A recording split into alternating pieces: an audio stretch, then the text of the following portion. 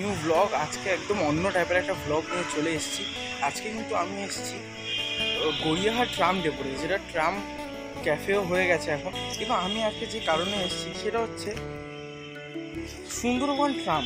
Sundarban tram মানে এই নয় যে ট্রামে করে সুন্দরবন নিয়ে যাওয়া হবে, সেটা তো সম্ভব নয়, সবাই আশা করি জানো।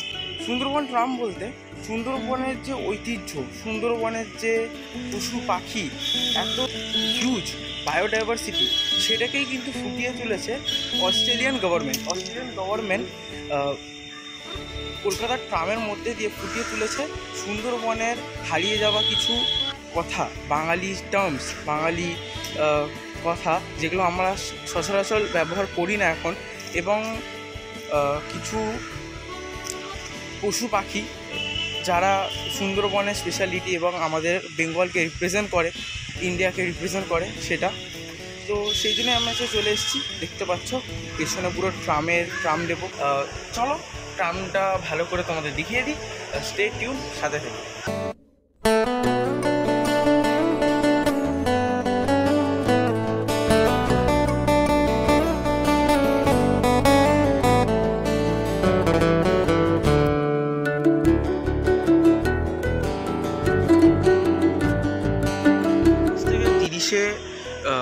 মার্চ অবধি কিন্তু এই ট্রামটা চলেছিল এই অবস্থায়, কিন্তু এখন কিন্তু আবার এই ট্রামটা দাঁড়িয়ে গেছে।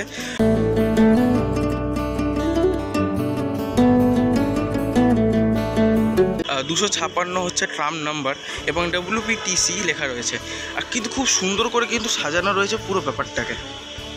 যদি এই সাইডটার কথা বলি, এই সাইডে কিন্তু উই লাভ ট্রাম লেখা রয়েছে শব্দটা। আর এখানে কিন্তু বেশ ইউনিক, এই যেই ধরনের পাখি কিন্তু আমরা গেলে সাধারণত সুন্দরবনে দেখতে পাই, সেই ধরনের পাখির কিন্তু আঁকা রয়েছে। এখানে কিন্তু টিকিট কালেক্টর শব্দটা লেখা রয়েছে। টিকিট কালেক্টর শব্দটা লিখে রাখার কারণটা হচ্ছে, যেরকমটা প্রথমেই বলেছিলাম, যে শব্দগুলো বাঙালি হারিয়ে ফেলছে ধীরে ধীরে, সেই শব্দগুলো কিন্তু এই সুন্দরবনের সঙ্গে ফুটিয়ে তোলা হয়েছে। সেই জন্য এখানে লেখা রয়েছে টিকিট কালেক্টর। সেই সঙ্গে সঙ্গে ওপরে দেখাই বনবিবি। যারা বাঙালিয়ানার সঙ্গে যুক্ত তারা হয়তো জানো, সুন্দরবনের যে দেবী, যাকে সেখানকার স্থানীয়রা পুজো করে বনে যায়, তিনার নাম কিন্তু হচ্ছিল বনবিবি। তিনাকেই কিন্তু এখানে ফুটিয়ে তোলা হয়েছে। তারপর এখানে কিন্তু বিভিন্ন স্পিসিসের সাপ আঁকা হয়েছে, কারণ এই ধরনের সাপ কিন্তু আমরা সাধারণত সুন্দরবনে দেখে থাকি। সুন্দরবন যেহেতু মধুর জন্য ফেমাস, সেই জন্য এখানে লেখা রয়েছে হানি কালেক্টর। এবার মৌমাছির সঙ্গে কিন্তু আরেকটা শব্দ জড়িত, সেটা হচ্ছে মোম, সেই জন্য এখানে লেখা আছে ওয়্যাক্স কালেক্টর। আর হানি কালেক্টর অর্থাৎ মৌমাছির মধু, সেটাকেই কিন্তু এখানে ফুটিয়ে তোলা হয়েছে। তাছাড়া কিন্তু অসাধারণ ক্রিয়েটিভ আঁকা রয়েছে এখানে পুরো ট্রামটা জুড়ে। এখানে লেখা রয়েছে জেলে, কারণ সুন্দরবনের সঙ্গে জেলে শব্দটা কতটা রিলেটেড সেটা বাঙালিকে আশা করি আর বোঝাতে হবে না রয়েছে। এবং এখানে কিন্তু সেই সুন্দরবনের কুমির যে বৈশিষ্ট্য, সেটা কিন্তু লিখে রাখা হয়েছে, যে শুধু যে মাথার অংশটা সেটাই নাকি হয় 7 ফুটের, লেখা আছে দেখুন ওপরে 7 ফুট। আর কুমির যে হাঁটা করে সেটা হয় 30 ডিগ্রির হাঁ হয়, আর মুখটা যতদূর খুলতে পারে সেটা হচ্ছে 3 ফুট মুখ খুলতে পারে। আর পিঠের জায়গায় কিন্তু ঢেউ খেলানো থাকে, ওই জন্য লেখা রয়েছে ওয়েভ। অসাধারণ কিন্তু ক্রিয়েটিভভাবে কিন্তু এই ট্রামটাকে সাজানো হয়েছে, লেখাও রয়েছে সুন্দরবন ট্রাম।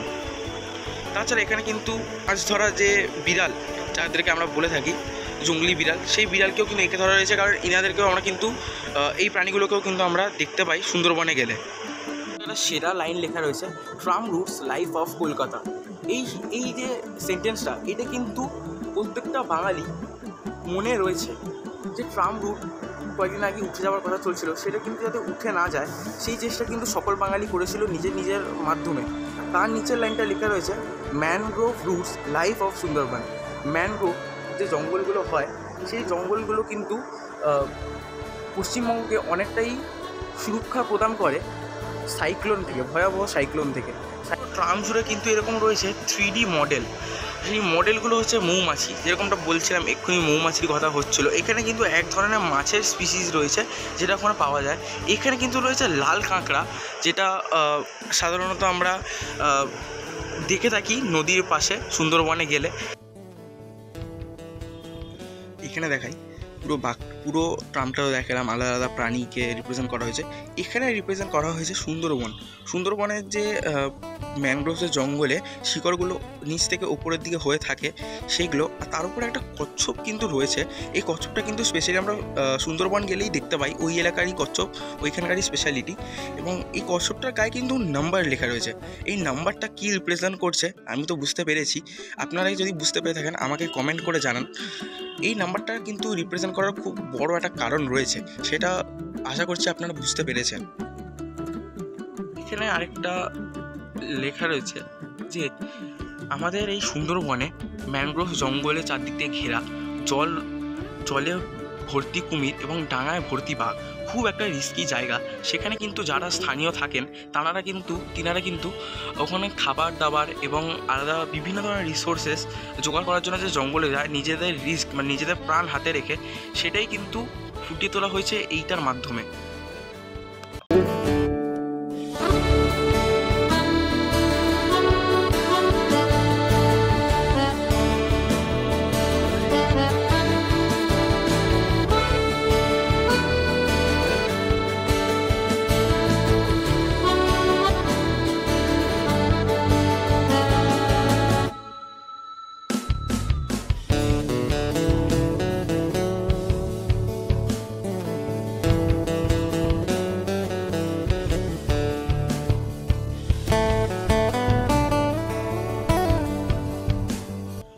সুন্দর আর্টের মধ্যে এখানে কিন্তু একটা গাছের নাম আছে গড়ান গাছ।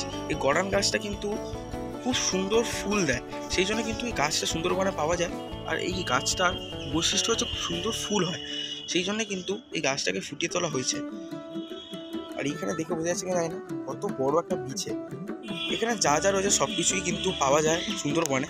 এখানে রয়েছে কাঁকড়া বিছে, এখানে একটা বাঘ কিন্তু একটা মানুষকে মেরে ফেলছে, সেরকম একটা দৃশ্য দেখানো হয়েছে। গেটে লেখা রয়েছে বাদাবন। বাদাবন শব্দটার অর্থ কিন্তু বাঙালিরা জানে, তাও আমি বলে দিচ্ছি, সুন্দরবনের ম্যানগ্রোভসকে কিন্তু বাদাবন বলা হয়।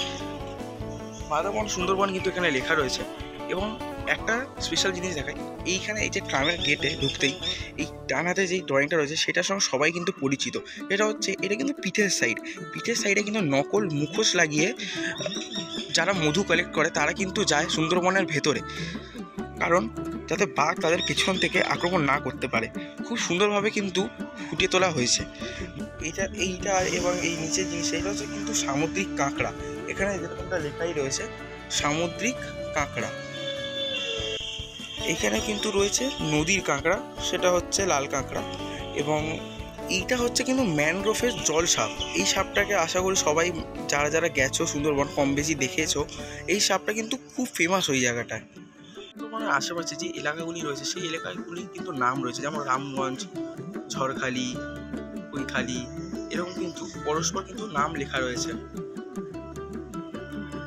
আর এইখানে কিন্তু পুরোটাই কাঁকড়া দিয়ে এই জায়গাটাকে রিপ্রেজেন্ট করা হয়েছে। ম্যানগ্রোভসের যে শিকড়গুলো হয় তার উপরে যে কাঁকড়াগুলো বসে রয়েছে, খুব সুন্দর লাগছে কিন্তু দেখতে। কিন্তু লেখা রয়েছে এই দ্বিতীয় বগিটার এই গেটের ওপরে লেখা রয়েছে 18 ভাটির দেশ। সেটার মানে হচ্ছে দ্য ল্যান্ড অফ 18 টাইডস, নদী ভরা ঢেউ। মানে যেটাকে আমরা বলে থাকি জোয়ার ভাটা, সেটাকেই বলা হয়। 18 ধরনের জোয়ার ভাটা কিন্তু এখানে হয়, সেটাকে কিন্তু সুন্দরবনে যে হয় সেটা কিন্তু এখানে রিপ্রেজেন্ট করা হয়েছে। এখানে কিন্তু পাখি রয়েছে, এখানে কিন্তু গোসাপ রয়েছে। গোসাপটা কিন্তু অসাধারণ সুন্দরভাবে কিন্তু এখানে তুলে ধরা হয়েছে। গোসাপ রয়েছে, দেখুন লেখা আছে জিও গো সহায়কা প্রসাপ গোসাপ, মানে খুব ইউনিক ওয়েতে কিন্তু করা হয়েছে। এখানে কয়েক ধরনের গাছ আছে যেটা আমরা সুন্দরবনে সাধারণত দেখে থাকি। আমি ছোটোবেলা থেকে এই দ্বিতীয় নম্বর বার কিন্তু ট্রামে চড়লাম, বেশ ব্যাপারটা ভালো লাগছে, একটা নস্টালজিক ব্যাপার। হয়তো আর কয়েকদিন পরে আমি চড়তেও পারবো না। এইখানে কিন্তু এই ড্রাইভারের যে গেট তার সামনে কিন্তু এই পোকামাকড়, নানা ধরনের পোকামাকড় যেগুলো সুন্দরবনে পাওয়া যায় সেগুলো কিন্তু চারিদিকে লাগানো রয়েছে। আর ওইখানকার যে চিত্র, ওইখানকার যে আর্ট ফর্ম যেটা ফেমাস, সেটা কিন্তু এইখানে দেখুন ফুটিয়ে তোলা হয়েছে। পুরো ট্রাম জুড়ে কিন্তু এই আর্টওয়ার্কগুলো ফুটিয়ে তোলা হয়েছে। ট্রামটায় চারিদিকে যেন পোকামাকড়ে ঘেরা, যেন ট্রামে উঠলেই মনে হবে আপনি সুন্দরবন এসে গেছেন। কিন্তু পুরো ট্রামটা জুড়ে কিন্তু এরকম দেবদেবীর স্থানীয় দেবদেবীর কিন্তু অনেকগুলো